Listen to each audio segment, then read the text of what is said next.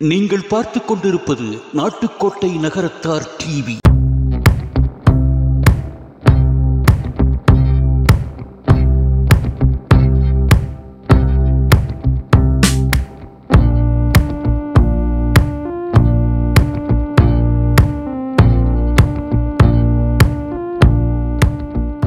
French president sir, அவர் பேர் Marco, Edwin Marco என்னவோ, வியட்நாமில் வந்து ஃப்ளைட் லேண்ட் ஆகுது. லேண்ட் ஆனோடனே அவர் கட்டின மனைவிக்கும் அவருக்கும் 25 வயசு வித்தியாசமா. அது 25 வயசு மூத்ததான். அவர் சின்ன பிள்ளையா இருக்கையிலேருந்து அவரை தெரியுமா, அது வளர்த்து கட்டிக்கிச்சு போல இருக்கு. அவரை வளர்த்து கட்டுனது வியட்நாம்கிட்ட இறங்கையில் 2 பேருக்கும் வாக்குவாதம் வந்திருக்கு. ஒருத்தர் திட்டிக்கிட்டு பேசிக்கிட்டே வந்தவங்க பக்கத்தில் பாதுகாவலர் இருக்காருன்னு கூட பார்க்காம விட்டுச்சு பாருங்க ஒரு அறை அவருக்கு. அது கேமராவில் கிளியராக பதிவாயிருச்சு. ஆனால் அந்த மனுஷன் கொஞ்சம் கூட அசராமல் அடியை வாங்கிட்டு அப்படியே மெதுவாக திரும்பி பார்த்து எல்லாரும் பார்த்துட்டாங்கங்கிறத பார்த்தோன்னே அப்படியே முகத்தை தொடச்சிக்கிட்டு கையை காட்டினாரு பாருங்க மக்களை பார்த்து. கொஞ்சம் கூட கவலையே படாமல் நீட்டாக ஒரே நிமிஷத்தில் எக்ஸ்பிரஷனை மாற்றி, நகரத்தார் இனத்தில் திருமணங்கள் ஒரு காலத்தில் எப்படி நடந்தன என்பதை நாம் தெரிந்து கொள்ள வேண்டும். 8 நாட்கள் திருமணம் நடந்திருக்கு சார் நகரத்தார் வீடுகளில். அதுக்கப்புறம் அது 6 நாள் ஆகி, 4 நாள் ஆகி, 3 நாள் ஆகி, 2 நாள் ஆகி, இப்போ 1 நாள் ஆகி, இப்போ அரை நாள் ஆகி, இப்போ ஒரு வேளை ஆயிடுச்சு. ஒரு வேளை தான். காலையில் வர்றாங்க, வந்தவர் காஃபி மட்டும் சாப்பிட்டுட்டு நான் வெளியில் சாப்பிட்றது இல்லைன்னு சொல்லிட்டு போயிடுறாங்க. அந்த காலத்தில் கூடி ஆக்கி உண்ணுதல் அப்படின்னு ஒரு சடங்கு இருந்திருக்கு. நல்லா யோசனை பண்ணி பாருங்க. எல்லா சொந்தக்காரங்களும் ஒன்றா கூடி, முக்கியமான ஒன்று என்னென்னா பொரிச்சது திரிச்சதெல்லாம் சொந்தக்காரர்களே பார்த்துக்குவாங்க. முக்கியமானது என்னென்னா, அதை விட முக்கியமானது சமையலால் கூப்பிட்றதில்ல, அவங்களே சமைச்சிருவா. இதை நான் எங்கள் ஆட்சிகிட்ட சொல்லிகிட்டு இருந்தேன். இதை பற்றி நான் மேடையில் சொல்ல போகிறேன்னு. எங்கள் ஆட்சி கேட்ட முதல் கேள்வி, சொந்தக்காரெல்லாம் வந்துடுவாங்க, கூடி ஆக்கி உண்ணுதல், 50 பேருக்கு யார் சமைக்கிறது அப்படின்னு. 50 பேருக்கு வந்திருக்கவங்க தான் எல்லாரும் சொந்தக்காரெல்லாம் சேர்ந்து சமைச்சிருக்காங்க. ஒரு காலத்தில் வைர வேலை பார்க்குற ஆசாரி வீட்டுக்கு வந்திருக்காங்க, கண்டாங்கி விற்கிற ஒரு வீட்டுக்கு வந்திருக்காங்க. இவங்கெல்லாம் ஒரு பக்கத்து இந்த ப்ராசஸ் நடந்துகிட்டே இருந்திருக்கு. பொரிச்சது திரிச்சது ஒரு பக்கத்து நடந்துகிட்டே இருந்திருக்கு. கல்யாணம் என்பது, ஒரு திருமணம் என்பது, அனைத்து உறவினர்களும் ஒன்று கூடி ஒரு இடத்திலே மகிழ்ந்து ஒரு 8 நாள் கொண்டாடி விட்டு போகிற சடங்காக நமது நகரத்தார் சமூகத்தில் இருந்திருக்கிறது. பிரதம மந்திரிக்கு பதவி பிரமாணம் செய்து வைப்பது president of India sir. President of இந்தியாவுக்கு பதவி பிரமாணம் செய்து வைப்பது யார் என்று உங்களுக்கு தெரியும்னு நினைக்கிறேன். Chief justice of the supreme court, உச்ச நீதிமன்றத்தில் தலைமை நீதிபதி. ஒரு நாட்டுக்கு பிரைம் மினிஸ்டராகவும் பிரசிடென்டாகவும் இருக்கக்கூடிய மன்னருக்கே கிரீடம் சூட்டி வைத்தது நகரத்தார் பெருமக்கள். அதனால தான் அவங்க மன்னர் பின்னோர்னு அழைக்கப்பட்டாங்க. அதனால் இந்த அரசாணி கால் நடுவது, அரசு ஆணைப்படி ஒரு கல் நட்டு திருமணம் செய்கிறார்கள் என்ற கூற்று போய். நகரத்தார்களுக்கு எப்பொழுதுமே மன்னர்களோடு உடன்பாடு இருந்தது கிடையாது. மன்னர்கள் எப்பொழுதுமே நகரத்தார்களை வந்து இவங்க நம்மளோட பெருசாக வந்துடுவாங்களோங்கிற ஒரு ஆங்கிளில் தான் பார்த்துக்கிட்டே இருந்தாங்க. அதில் வைக்கக்கூடியது மாப்பிள்ளை கிழுவைங்கிற ஒரு மரமும் மூங்கிலும் வச்சு தான் வளர்க்குறாங்க. காரணம் அது வந்து வேகமாக வளர, இந்த குடும்பம் வளர வேண்டும் என்பதற்காக அதில் பால் ஊற்றுவது, எல்லாத்துக்கும் ஒரு அர்த்தம் இருக்கு. வைர நகைகளின் வியாபார சாம்ராஜ்யம் KNC diamonds, carat and carat, Arimalam Muthu Kannan, Ranganayaki Kannan. ஆன்மீக ஆனந்தம் தரும் சிவம் திருநீர் அணிந்து சிந்தை குளிர்வீர். உங்கள் வாழ்வு சிறக்க சிவம் திருநீர் அணிவீர். என்னை நன்றாக இறைவன் படைத்தனன், தன்னை நன்றாக தமிழ் செய்யுமாறு. எண்ணிய முடிதல் வேண்டும், நல்லவை எண்ணல் வேண்டும், திண்ணிய நெஞ்சம் வேண்டும், தெளிந்த நல் அறிவு வேண்டும்.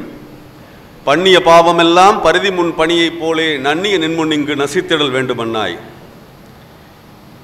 பெருமைமிகு தஞ்சையின் நகரத்தார் சங்கத்தினுடைய 43வது ஆண்டு துவக்க விழா மற்றும் நிர்வாகிகள் பொறுப்பேற்று கொள்கிற விழாவாகவும் இந்த விழா நடந்து கொண்டிருக்கிறது. கவிஞர் வாலி மிக அழகாக சொல்வார், பேரு புகழெல்லாம் ரொம்ப நாளைக்கு நீடிக்காது சார். அவர் வாழ்வில் சந்தித்த 3 ஆளுமைகளை பற்றி சொல்லுவார். ஒரு நாள் கவிஞர் வாலி வந்து எக்மோர் ஸ்டேஷன் போகிறாரு. எக்மோர் ஸ்டேஷனில் அங்கே ஸ்டோன் பெஞ்சு போட்டிருக்கு இல்லையா, கல் பெஞ்சு போட்டிருக்கு. அதில் ஒருத்தர் உட்காந்துருக்கார். இவர் எங்கேயோ பார்த்த மாதிரி இருக்கே அப்படின்னு சொல்லிட்டு கிட்ட நெருங்கி போய் பார்க்குறாரு. அவர் MK தியாகராஜ பாகவதர்.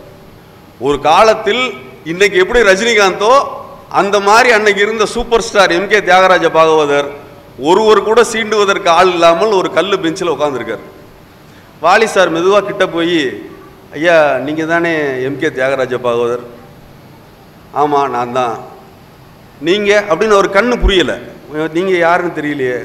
ஐயா நான் கவிஞர் வாலின்னு சொல்லி இந்த பாட்டில். ஓ, கவிஞர் வாலிங்கிறது நீங்கள் தானா?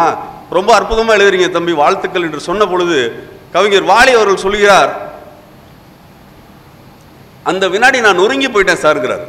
எவ்வளோ பெரிய சூப்பர் ஸ்டார், தங்க பஸ்வம் சாப்பிட்டு, தங்க தட்டிலே சாப்பிட்டு, தங்க பஸ்வம் சாப்பிட்டு, திருச்சி மாநகரத்தில் முதலாக நீச்சல் குளம் வைத்து வீடு கட்டிய, பங்களா கட்டிய ஒரு மாபெரும் செல்வந்தர் சீண்டுவதற்கு ஆள் இல்லாமல் ஒரு ஸ்டோன் பெஞ்சில் உட்காந்துருக்கார். அடுத்து நடிகர் திலகம் சாவித்திரியை பற்றி சொல்கிறார். அவங்க சிவாஜி சாரோட ஸ்க்ரீனை ஷேர் பண்ணுறாங்க அப்படின்னா அவங்க தான் தனியாக தெரிவாங்க. அதாவது நடிகர் திலகத்திற்கு போட்டியாக நடிக்கக்கூடிய அளவிற்கு நடிகர் திலகத்திற்கு ஒரு மிகப்பெரிய பேரும் புகழும் உண்டு. அந்த அம்மா சார் கடைசி காலத்தில் கவிஞர் வாலியை சந்திக்க வந்திருக்காங்க. பொருளாதாரத்தில் மிகவும் பின்தங்கி போய் வந்து சொல்கிறாங்களாம், சார் எனக்காக ஒரு ட்ராமா எழுதி கொடுங்க சார், நான் ஊராக போட்டாவது இந்த ட்ராமா போட்டு பொழைச்சிக்கிறேன், ஏன்னா பணத்துக்கு ரொம்ப கஷ்டமாக இருக்குது சொல்லியிருக்கிறார். மூன்றாவதாக நடிகர் சந்திரபாபுவை குறிப்பிடுகிறார். ஒரு கதாநாயகனோட கால் ஷீட் வாங்குறது கூட பெருசு இல்லை, நடிகர் சந்திரபாபுவோட கால் ஷீட் வாங்குறது அவ்வளோ கஷ்டம். எல்லாருக்கும் தெரியும். நான் ஒரு முட்டாளுங்க, பிறக்கும் போதும் அழுகின்றான், இறக்கும் போதும் அழுகின்றான், ஒரு நாளேனும் கவலை இல்லாமல் சிரிக்க மறந்தாய் மானிடனே என்றெல்லாம் பாட்டு பாடி திரையுலகத்தையே தன் வசம் வைத்திருந்த சந்திரபாபு ஒரு கம்பெனியில் உட்காந்துருக்கப்போ மாடியிலேருந்து இறங்கி வராரு. வாலிகிட்ட கேட்குறாரு, கவிஞரே ஒரு பாக்கெட் சிகரெட் வாங்கி கொடுங்களேன் அப்படின்னு கேட்குறாரு. வாலி அவர்கள் நொறுங்கி போய் விட்டதாக சொல்கிறார். இந்த பேரும் புகழும் மனிதர்களுக்கு ஒரு மாய தோற்றத்தை ஏற்படுத்துகிறது. பேருக்காகவும் புகழுக்காகவும் எவருமே இந்த உலகத்தில் செயல்பட முடியாது. காரணம், பேரும் புகழும் நிரந்தரமானவை கிடையாது. இந்த தஞ்சை மண்ணிலே வந்து பேசுவதற்கு நான் மிக பெருமைப்படுகிறேன் நண்பிற்குரியவர்களே. காரணம் என்ன தெரியுமா? இங்குதான் தமிழுக்கென்று பல்கலைக்கழகம் இருக்கிறது. மேலைச்சுவபுரியில் சன்மார்க்க சபை என்று, இரண்டாவதாக கணேசர் செந்தமிழ் கல்லூரி என்று தமிழுக்காக கல்லூரி ஆரம்பித்த ஊரை சொந்த ஊராக கொண்ட நான் இந்த தஞ்சை மண்ணிலே தமிழ் பல்கலைக்கழகம் இருக்கின்ற இந்த ஊரிலே வந்து பேசுவதில் பேருவகையும் பெருமகிழ்ச்சியும் கொள்கிறேன். தமிழை செம்மொழி ஆக்குவதற்காக, கிளாசிக்கல் லாங்குவேஜ் ஆக்குறதுக்காக பிரிட்டிஷ் பீரியட்லேயே கடிதம் எழுதியது மேலைச்சுவபுரி சன்மார்க்க சபை. அந்த மேலைச்சுவபுரியிலிருந்து தமிழ் பல்கலைக்கழகம் இருக்கிற இந்த தஞ்சை மண்ணிலே பேசுவதில் ஒரு பெருமை. இந்த தஞ்சை மண் என்பது தமிழகத்தினுடைய அரிசி கிண்ணம் என்று போற்றப்படுகிறது. மாடு கட்டி போரடித்தால் மாறாது என்று யானை கட்டி போரடித்த அழகிய தென்மதுரைன்னு மீனாட்சி அம்மன் ஆட்சி புரிந்த பொழுது அல்லி அவர்கள் எழுதிய புத்தக தொகுப்பில் இருக்க அந்த தென்மதுரைக்கு எந்த விதத்திலும் குறையாத மண்வளம் கொண்ட பூமி இந்த தஞ்சை பூமி என்பதில் நீங்கள் அத்தனை பேருமே பெருமை கொள்ள வேண்டும். அடுத்ததா சார், நம்ம இட்லிக்கு எப்பெல்லாம் சாம்பார் தொட்டுக்கிறோமோ, சாதத்துக்கு எப்பெல்லாம் சாம்பார் ஊற்றி சாப்பிட்றோமோ, அப்பெல்லாம் நம்ம தஞ்சாவூருக்கு நன்றி சொல்லணும். காரணம், சாம்பாரை கண்டுபிடித்தது தஞ்சை மன்னர் சாம்பாஜி போன்ஸ்லே. ஆமாம் சார், நகைச்சுவைக்காக சொல்லலை, உண்மையிலேயே போன்ஸ்லே மன்னர்களின் ஆட்சியின் கீழ் தான் தஞ்சை மாநகரம் இருந்தது. மராட்டிய மன்னன் சிவாஜியினுடைய மகனாக இருந்த சாம்பாஜி போன்ஸ்லே சமையல் கலையிலே ரொம்ப ஆர்வம் மிக்கவர். அவர் என்ன பண்ணுறாரு, ஆம்டி அப்படின்னு சொல்லி ஒரு மராட்டிய உணவு இருக்குது. அந்த உணவை ப்ரிப்பேர் பண்ணுறப்ப அதுக்கு இன்க்ரீடியன்ட் வந்து என்னென்னு பார்த்தீங்கன்னா எலுமிச்சம்பழ சாறு. அந்த எலுமிச்சம்பழ சாரை ஒரு நாள் எடுத்துட்டு கொஞ்சம் புளி, கொஞ்சம் காய்கறி, கொஞ்சம் மஞ்சள் தூள் போட்டு ஒரு ப்ரிப்பரேஷன் பண்ணி கொடுக்குறாரு. சாப்பிட்றவங்களாம் பிரமாதமாக இருக்கே, ரொம்ப ருசியாக இருக்கேங்கிறாங்க. அதுதான் சாம்பார். அதில் நம்ம மானே, தேனே, பொன்மானைலாம் போட்டு கொஞ்சம் மசாலா பொருட்கள்லாம் போட்டு தான் இன்றைக்கி சாம்பார்னு சாப்பிட்றோம்.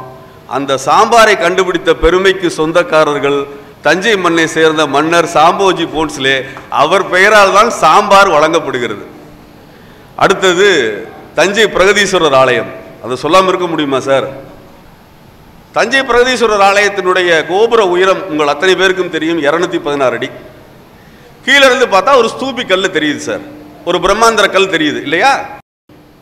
அதனோட வெயிட் வந்து 80 டன். அந்த கல் தூக்கி வைக்கப்பட்டிருக்கிற ஒரு சதுர கல் இருக்கு, அந்த கல்லோட வெயிட் 80 டன். அந்த கல்லினுடைய 4 பக்கமும் 2 நந்திகள் இருக்கிறது, மொத்தம் 8 நந்தி. ஒரு நந்தியோட வெயிட் 10 டன், மொத்தம் 8 நந்தி 80 டன். மொத்தம் 80 + 80 + 80 240 டன் உச்சியில் இருக்கு சார். தஞ்சாவூர் கோபுரத்தினுடைய உயரம் 216 அடி. அந்த கோபுரத்தின் உச்சியிலே 240 டன் வெயிட். வைக்கணும்னா ஒரு 14 அடி நீங்கள் கட்டடம் கட்டுறோன்னு வச்சுங்களேன், குறைஞ்சது 5 அடி அஸ்திவாரம் தோண்டணும், 4 அடி தோண்டணும். 216 அடி கோபுரம் கட்டுவதற்கு குறைஞ்சது 50லேருந்து 60 அடி அஸ்திவாரம் தோண்டியிருக்கணும். ஆனால் தஞ்சை பிரகதீஸ்வரர் ஆலயத்தினுடைய அஸ்திவாரத்தின் ஆழம் வெறும் 5 அடி. 5 அடி ஆழத்தில் எப்படி இவ்வளோ பெரிய கோபுரம் நிற்குதுன்னா, அந்த காலத்திலே அவன் என்ன யூஸ் பண்ணியிருக்காங்கன்னா, இலகு பிணைப்பு அப்படிங்கிற ஒரு டெக்னாலஜி யூஸ் பண்ணியிருக்கான். இலகு பிணைப்பு அப்படின்னா என்னென்னா, இப்போ நம்ம அந்த கிராமத்துலலாம் கைத்துக்கட்டில் இருக்குல்ல சார், கைத்துக்கட்டில் பார்த்தீங்கன்னா ஒயரு கொஞ்சம் கேப் விட்டு விட்டு பின்னிருப்பாங்க, பார்த்துருக்கீங்களா? அப்போ அது மேலே ஒரு வெயிட்டான ஆள் உட்காரும்போது அந்த கயிறு ஒன்றோடு ஒன்று இறுகி அந்த உட்காருகிற ஆளோட வெயிட்டை தாங்கும், பார்த்தீங்களா? அந்த டெக்னாலஜியை யூஸ் பண்ணி 1003ஆம் ஆண்டிலிருந்து 1010ஆம் ஆண்டிற்குள் 7 ஆண்டு காலத்தில் தஞ்சை பிரகதீஸ்வரர் ஆலயம் கட்டப்பட்டுள்ளது. இந்த உலகத்திலேயே அஸ்திவாரத்தை உச்சியில் வைத்து கட்டிய ஒரே கோவில் தஞ்சை பிரகதீஸ்வரர் கோயில், ஒரே இனம் தமிழினம்.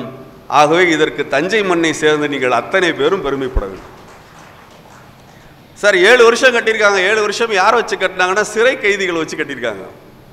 ராஜராஜ சோழனின் சிறையில் இருந்த கைதிகளை கொண்டு வந்து வச்சு கட்டியிருக்காங்க. அப்போ அவங்களையும் பாதுகாக்கணும், நாட்டையும் பாதுகாக்கணும். அதில் எனக்கு ஒரு பேசிக் டவுட்டு என்னென்னா, இவ்வளோ பெரிய கோபுரத்தை கட்டியிருக்காரு, இலகு பிணைப்பில் கட்டியிருக்காரு, அந்த லைட் வெயிட் இன்டெகிரிட்டி அமுக்குனா அது கரெக்டாக பிடிச்சிக்கிச்சு, இதெல்லாம் ரைட்டு. அப்போ அவர் கிராவிட்டி புவியீர்ப்பு விசையை யூஸ் பண்ணியிருக்காங்க இல்லையா? சர் ஐசக் நியூட்டனை தான் இந்த நாட்டில் புவியீர்ப்பு விசையின் தந்தையாக நாம் எல்லோரும் ஒத்துக்கொண்டிருக்கிறோம். ஐசக் நியூட்டன் பிறந்தது 1643. ஆனால் தஞ்சை பெரிய கோபுரம் கட்டப்பட்டது 1003. ஐசக் நியூட்டன் பிறப்பதற்கு 700 ஆண்டுகளுக்கு முன்னமையே புவியீர்ப்பு விசையை உபயோகப்படுத்தி ஒரு கோவில் கட்டப்பட்டிருக்கிறதுனா, அதை கட்டிய ராஜாராம பெருந்தச்சன்கிற ஆர்கிடெக்ட் தான் இந்த உலகத்து புவியீர்ப்பு விசையின் தந்தை என்று நாம் அழைக்க வேண்டுமே தவிர, சர் ஐசக் நியூட்டன் போனார், ஒரு ஆப்பிள் மரத்துக்கு கீழே படுத்தாரு, ஆப்பிள் தலையில் விழுந்துச்சு, எப்படி ஆப்பிள் விழுந்துச்சுன்னு பார்த்தாரு, லா ஆஃப் கிராவிட்டி கண்டுபிடிச்சாருன்னு சொல்கிறோம் இல்லையா? அதற்கு 600 ஆண்டுகளுக்கு முன்னமையே லா ஆஃப் கிராவிட்டியை கண்டுபிடிச்சது இந்த தஞ்சாவூர் மண். மனைவி அமைவதெல்லாம் அப்படின்னு ஒரு டைட்டில் கொடுத்தேன் இன்னைக்கு பேசுறதுக்கு. மனைவி அமைவதெல்லாம் அப்படின்னு சொல்லும்போது, இறைவன் கொடுத்த வரமான ஒரு நண்பர் கேட்டார். ஆமாம் சார், இறைவன் கொடுத்த வரம் தான். ஆனால் இறைவன்லேயே நிறைய இறைவன் இருக்காரு. சனீஸ்வர பகவான் இறைவன் தான், பத்திரகாளியும் இறைவன் தான், நேமங்காளியும் இறைவன் தான். கல்யாணம் என்பது எதற்காக ஏற்படுத்தப்பட்டதுன்னு யோசித்து பார்த்தா, எதிர்பாலின ஈர்ப்பு, நம்ம ஆப்போசிட் ஜெண்டர் மேலே மனிதனுக்கு இயல்பாகவே இருக்கக்கூடிய எதிர்பாலின ஈர்ப்பிற்காக. அப்போ ஒரு கட்டுப்பாடு இல்லாத ஒரு ஆதி காலத்து மனிதனிடம் இருந்தது. அதில் பொசசிவ்னஸ், இதெல்லாம் பரிணாம வளர்ச்சின்னு சொல்கிறாங்க. எவல்யூஷனரி ப்ராசஸில் பொசசிவ்னஸ் அப்புறம் ஒருவருக்கு ஒருத்தி அந்த வம்சம் தலைக்க வேண்டும் அப்படிங்கிறதுக்காக ஏற்படுத்தப்பட்டது இந்த திருமணம் என்கிற அமைப்பு. எல்லா மதங்களும் திருமணத்தில் பற்றி, அதன் ஒற்றுமையை பற்றி அதைத்தான் வலியுறுத்துகின்றன. திருக்குரானில் என்ன சொல்லுதுன்னா, சுரா அல் பகராங்கிற ஒரு அத்தியாயத்தில் நினைக்கிறேன், அந்த அத்தியாயத்தில் என்ன சொல்கிறாங்கன்னா, ஒரு ஆணினுடைய ஆரோக்கியம் கெட்டு போய்விடும், ஒரு பெண்ணினுடைய அழகு இழந்து விடுவாள் அந்த பெண். ஆனால் ஒரு ஆணும் பெண்ணும் இணைகிற பொழுது அவர்கள் ஒருவருக்கொருவர் துணையாக இருந்தால் அவர்களுடைய வாழ்வில் என்றென்றும் நிம்மதி இருக்கும்னு திருக்குரான் சொல்லுது. நீங்கள் அவர்களுக்கு ஆடையாகவும் அவர்கள் உங்களுக்கு ஆடைகளாகவும் இருங்கள் அப்படின்னு திருக்குரான் சொல்லுது. பைபிள் என்ன சொல்லுதுன்னா, உலகம் படைக்கப்பட்ட 6வது நாளில் முதல் திருமணம் நடைபெறுகிறது. ஏவாளினுடைய எலும்பிலிருந்து எலும்பு எடுத்து எலும்பும் மாமிசமாக இருக்கிறேன், நீங்களெல்லாம் பல்கி பெருகி இந்த பூமியை தழைக்க செய்யுங்கள் என்று பைபிள் குறிப்பிடுகிறது. இந்து மதம், அர்த்தமுள்ள இந்து மதத்தில் நம்ம கவிஞர் சொல்கிறாரு, நல்ல மனைவி அப்படிங்கிற தலைப்பில், பொறுமையிலே பூமகளாய், கொண்ட பேரழகில் திருமகளாய், பசியில் அமுதூட்டும் அன்னையுமாய், காதல் அரவணைப்பில் கணிகையுமாய், ஊழியத்தில் பணிப்பெண்ணாய், அறிவு உரைப்பதிலே அமைச்சருமாய், வாழுகின்ற பெண்ணெவளோ அவளே வளமார்ந்த குலமகளாம். வாழுகின்ற பெண்ணெவளோ அவளே வளமார்ந்த குலமகளாம். அர்த்தமுள்ள இந்து மதம் நல்ல மனைவியை பற்றி சொல்கிறது. திருக்குறள் என்ன சொல்கிறது? தெய்வம் தொழால் கொழுநன் தொழுதல்வால் பெய்யென பெய்யும் மழை. அதாவது கணவரை வணங்கினால் மழை பெய்யென பெய்யும்னு சொல்கிறாங்க. இதெல்லாம் அந்த காலம். இதை கேட்குற ஆட்சியை சில பேருக்கு சிரிக்கிறாங்க, மெல்ல அந்த ஆட்சி சிரிக்கிறாங்க, பெய்யென பெய்யும் மழையா அப்படின்னு சொல்லி. ஏன்னா எல்லா பெண்களுக்கும் சிரிப்பு வர்றதுக்கு காரணம் என்னென்னா, வீட்டில் இருக்கிற செட்டியார்கிட்ட அந்த வீட்டில் இருக்கிற செட்டியாரை வணங்கி நாங்கள் வந்து பெய்யென பெய்யும் மழைன்னு சொன்னால் மழை பெய்யும்னு சொல்கிறீங்களே, இதெல்லாம் இந்த கலிகாலத்தில் நடக்குமா? நாங்கள் அவங்களெல்லாம் இருப்பு சட்டியில் போட்டு வதக்காமல் இருக்கோமே, அதுவே மிகப்பெரிய விஷயம். அவங்கள வணங்கணும்னு சொல்கிறீங்களா? வணங்கலைன்னா கூட பரவாயில்ல சார். இப்போல்லாம் லேடிஸ் வந்து அடிக்க கிளம்பிட்டாங்க. நான் ஆட்சிகளை சொல்லலை, அடிக்க கிளம்பிட்டாங்க. இதுக்கு இப்போ சமீபத்தில் ஒரு உதாரணம் நடந்துச்சு பார்த்தீங்களா? பிரெஞ்சு பிரசிடென்ட் சார், அவர் பேர் மார்க்கோ, எட்வின் மார்க்கோ என்னவோ, வியட்நாமில் வந்து ஃப்ளைட் லேண்ட் ஆகுது. லேண்ட் ஆனோடனே அவர் கட்டின மனைவிக்கும் அவருக்கும் 25 வயசு வித்தியாசமா. அது 25 வயசு மூத்ததான். அவர் சின்ன பிள்ளையா இருக்கையிலேருந்து அவரை தெரியுமா? அது வளர்த்து கட்டிக்கிச்சு போல இருக்கு. அவரை வளர்த்து கட்டுனது வியட்நாம்கிட்ட இறங்கையில் 2 பேருக்கும் வாக்குவாதம் வந்திருக்கு. ஒருத்தர் திட்டிக்கிட்டு பேசிக்கிட்டே வந்தவங்க பக்கத்தில் பாதுகாவலர் இருக்காருன்னு கூட பார்க்காம விட்டுச்சு பாருங்க ஒரு அறை அவருக்கு. அது கேமராவில் கிளியராக பதிவாயிருச்சு. ஆனால் அந்த மனுஷன் கொஞ்சம் கூட அசராமல் அடியை வாங்கிட்டு அப்படியே மெதுவாக திரும்பி பார்த்து எல்லாரும் பார்த்துட்டாங்கங்கிறத பார்த்தோன்னே அப்படியே முகத்தை தொடச்சிட்டு கையை காட்டினாரு பாருங்க மக்களை பார்த்து. கொஞ்சம் கூட கவலையே படாமல் நீட்டாக ஒரே நிமிஷத்தில் எக்ஸ்பிரஷனை மாற்றி. அழகர் மலைக்கு போயிருந்தேன் சார் சமீபத்தில். அங்கே ஒரு இன்சிடெண்ட் பார்த்தேன். அங்கே சரியாக தண்ணி வரல, அதனால் வந்து குடத்தில் தண்ணி எடுத்து அங்கனைக்கு எங்கனை வச்சு முடி இறக்கணவங்களெலாம் குளிக்க ஊற்றிட்டு இருந்தேன் சின்ன பிள்ளைகள்லாம். ஒருத்தர் ஒரு தம்பதியர் புதுசாக கல்யாணம் ஆனவங்க சின்ன குழந்தைய வச்சு ஒரு வாளியில் தண்ணி வச்சு குளிக்க ஊற்றிட்டு இருந்தாங்க. பக்கத்தில் போனப்போ தான் அவர் என்ன பண்ணார், தோலை இப்படி துண்டில் இடுக்கிட்டு, இப்படி துண்டை வந்து இப்படி தோலில் வச்சுக்கிட்டு இருந்தவர் டக்குன்னு விட்டுட்டார், துண்டை கீழே விட்டுட்டார். கரெக்டாக நாங்கள் கிராஸ் பண்ணுறப்ப அந்த அம்மாவுக்கு அந்த ஒய்ஃப் சொல்லு மென்டல் பயிலுச்சு. நான் அப்படியே நின்று திரும்பி பார்த்தேன், ஏன்னா யாரை சொல்லுதுன்னு தெரியல அப்படின்ட்டு. வீட்டுக்காரரை சொல்லுது. ஆனால் அந்த வீட்டுக்காரரு நாங்கள் அதை கேட்டுட்டோம்னு எங்களை பார்த்து மையமாக ஒரு சிரிப்பு சிரிச்சார் பாருங்க. நீங்கள் உங்களை சொல்ல நீங்கள் போங்க அப்படின்னாரு. சர்வ சாதாரணமாக இன்னும் ஒரு நிமிஷம் விட்டுருந்தா அடிச்சிருக்கு, துண்டை கூட ஒழுங்காக வச்சுக்க தெரியலன்னு சொல்லிட்டு பப்ளிக் பிளேஸில் அந்த மாதிரி சர்வ சாதாரணமாக சிரிக்கிறாங்க. சில வீடுகள்லாம் எப்பயுமே சிரிப்பு ஒலி கேட்டுக்கிட்டே இருக்கும். அப்படி தான் ஒருத்தவங்க கேட்டாங்க, ஒரு நகரத்தார்ட்ட வந்து கேட்டிருக்காங்க, ஏங்க உங்கள் வீட்டில் எப்பயுமே சிரிப்பு சத்தம் கேட்டுகிட்டே இருக்கு, ஆனால் சண்டை உங்களுக்கு உங்கள் ஆட்சிக்கு அடிக்கடி வருமே, எப்படி தான் சிரிச்சுக்கிட்டே இருக்கீங்க நீங்கள்? சில சமயம் பாத்திரம்லாம் எரிகிற மாதிரி சத்தம் கேட்குது, எப்படிங்க அது? அது வேற ஒன்றும் இல்லை, எங்கள் ஆட்சி கோபம் வந்தால் கைக்கு கிடச்சதை எடுத்து எரியும். ஆமாம் எரியும்னா அப்போ சண்டையில் வரும். எரியுங்க, மேலே பட்டுச்சுன்னா ஆட்சி சிரிக்கும், மேலே படாமல் இப்படி விலகிட்டேன்னு வச்சுக்கோங்க நான் சிரிப்பேன், வீடு ஹாப்பியாக இருக்கும். நகரத்தார் இனத்தில் திருமணங்கள் ஒரு காலத்தில் எப்படி நடந்தன என்பதை நாம் தெரிந்து கொள்ள வேண்டும். 8 நாட்கள் திருமணம் நடந்திருக்கு சார் நகரத்தார் வீடுகளில். அதுக்கப்புறம் அது 6 நாள் ஆகி 4 நாள் ஆகி 3 நாள் ஆகி 2 நாள் ஆகி இப்போ 1 நாள் ஆகி இப்போ அரை நாள் ஆகி இப்போ ஒரு வேளை ஆயிடுச்சு. ஒரு வேளை தான்.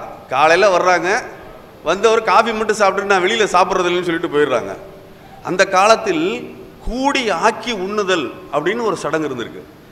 நல்லா யோசனை பண்ணி பாருங்கள்.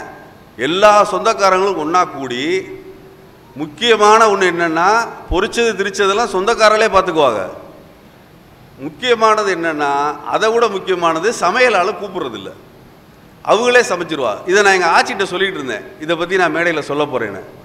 எங்கள் ஆட்சி கேட்ட முதல் கேள்வி, சொந்தக்காரெல்லாம் வந்துடுவாங்க, கூடி ஆக்கி உண்ணுதல், 50 பேருக்கு யார் சமைக்கிறது அப்படின்னு. 50 பேருக்கு வந்திருக்கவங்க தான் எல்லாரும் சொந்தக்காரெல்லாம் சேர்ந்து சமைச்சிருக்காங்க. ஒரு காலத்தில் வைர வேலை பார்க்குற ஆசாரி வீட்டுக்கு வந்திருக்காங்க, கண்டாங்கி விற்கிற ஒரு வீட்டுக்கு வந்திருக்காங்க. இவங்கெல்லாம் ஒரு பக்கத்து இந்த ப்ராசஸ் நடந்துகிட்டே இருந்திருக்கு, பொரிச்சது திரிச்சது ஒரு பக்கத்து நடந்துகிட்டே இருந்திருக்கு.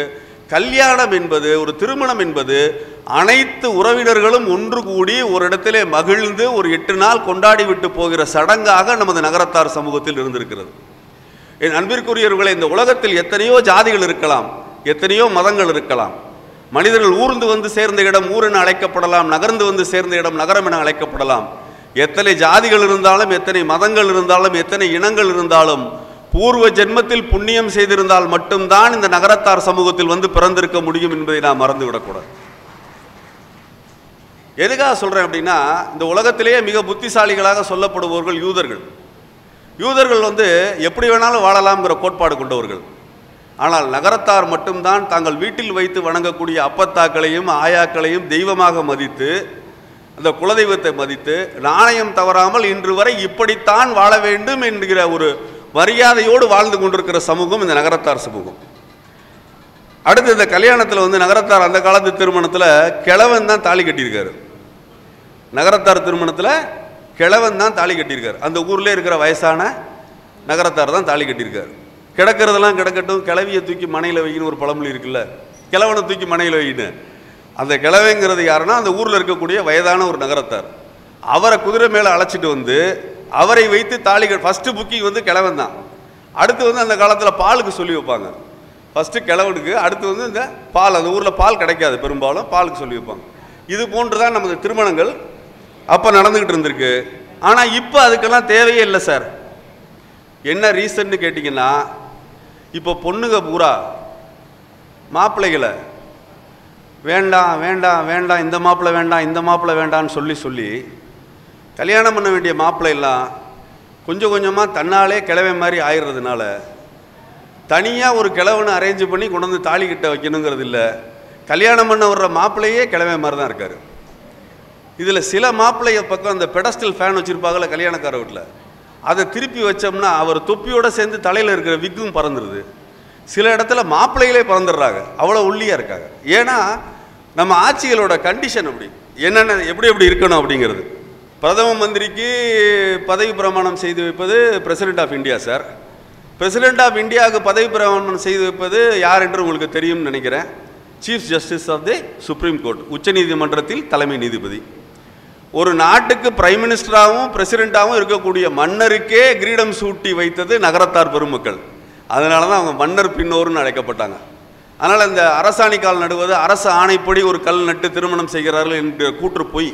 நகரத்தார்களுக்கு எப்பொழுதுமே மன்னர்களோடு உடன்பாடு இருந்தது கிடையாது. மன்னர்கள் எப்பொழுதுமே நகரத்தார்களை வந்து இவங்க நம்மளோட பெருசாக வந்துடுவாங்களோங்கிற ஒரு ஆங்கிளில் தான் பார்த்துக்கிட்டே இருந்தாங்க.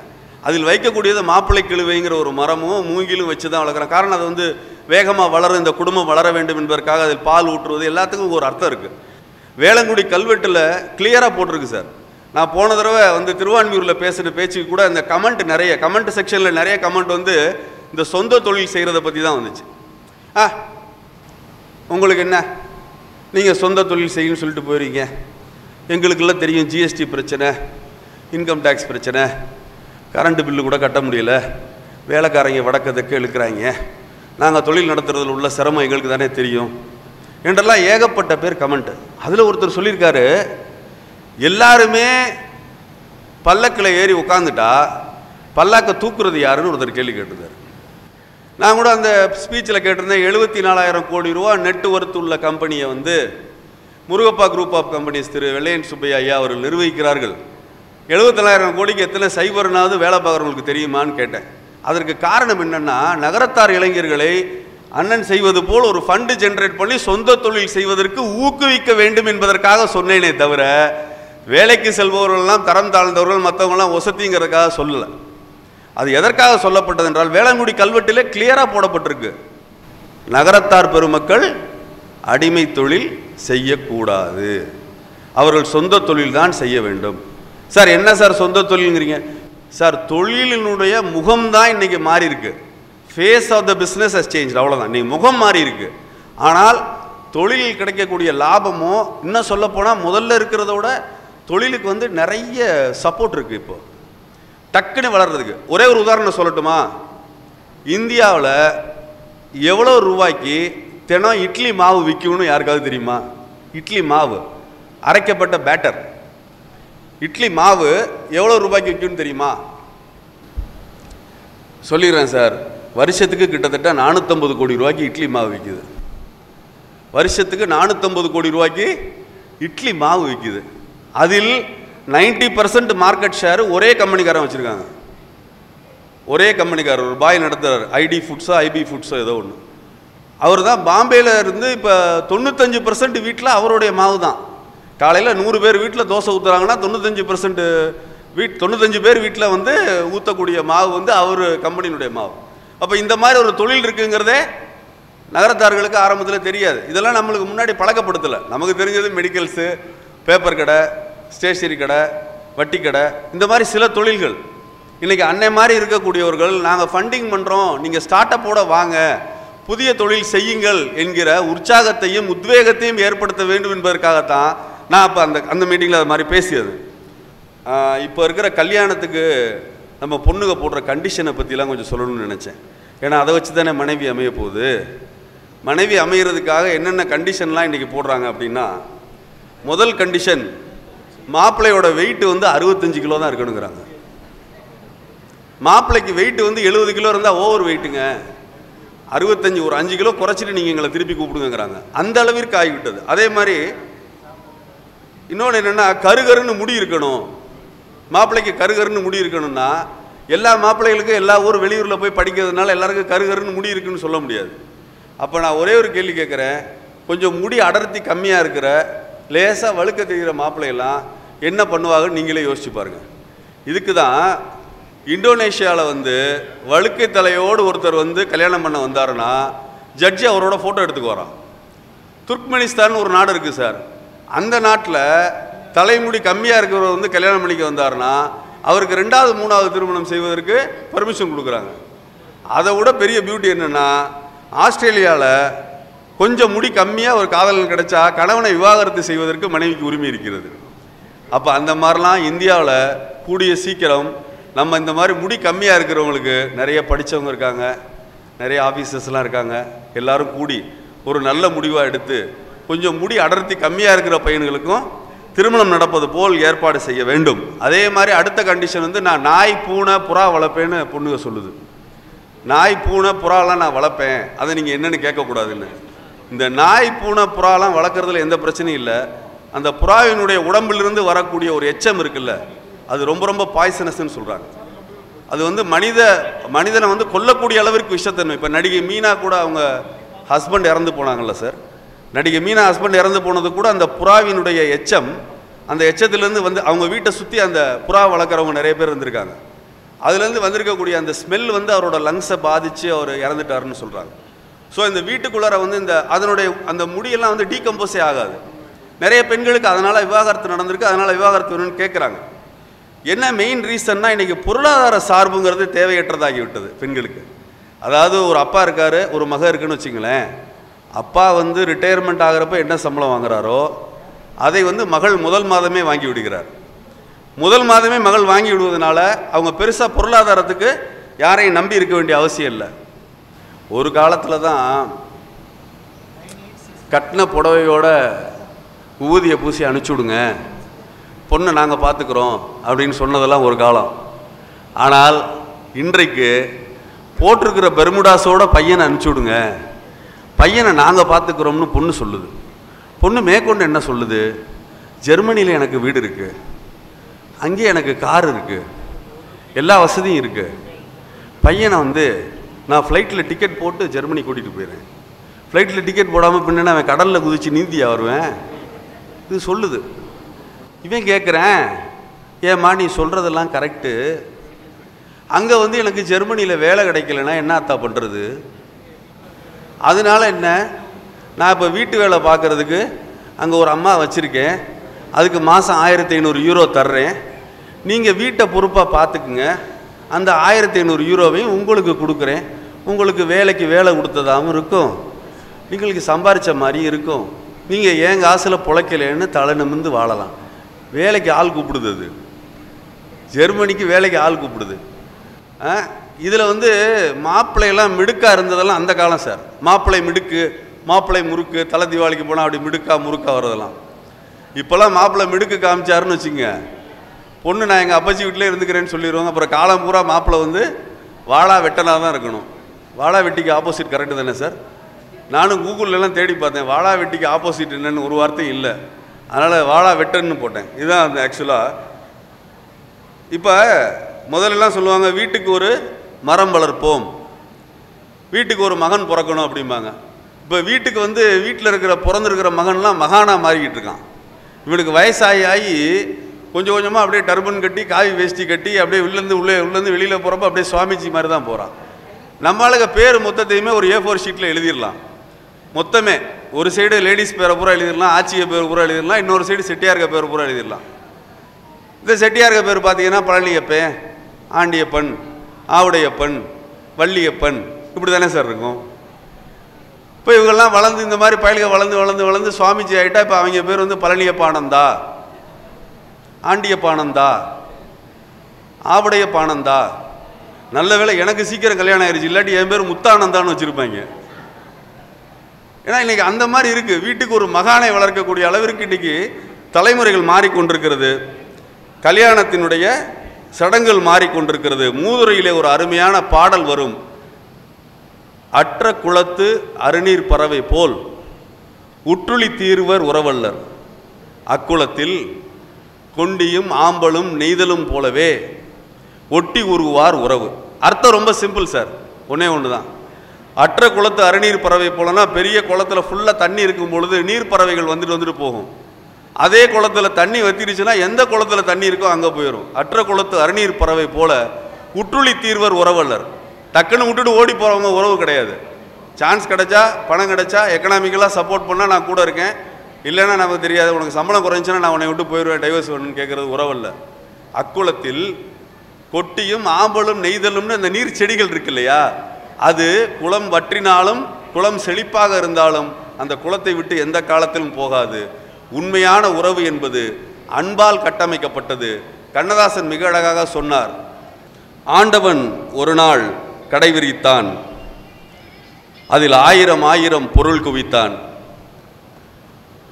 அவரவர் நிலைமைக்கு விலையை சொன்னான், அவரவர் தேவைக்கு வாங்கச் சொன்னான். பெண்களோ அழகை வாங்க வந்தார், ஆண்களோ ஆசையை வாங்க வந்தார். ஊமைகள் பேசிட மொழி கேட்டார், குருடர்கள் பார்த்திட விழி கேட்டார். உறவினர் மாண்டவர் உயிர் கேட்டார்,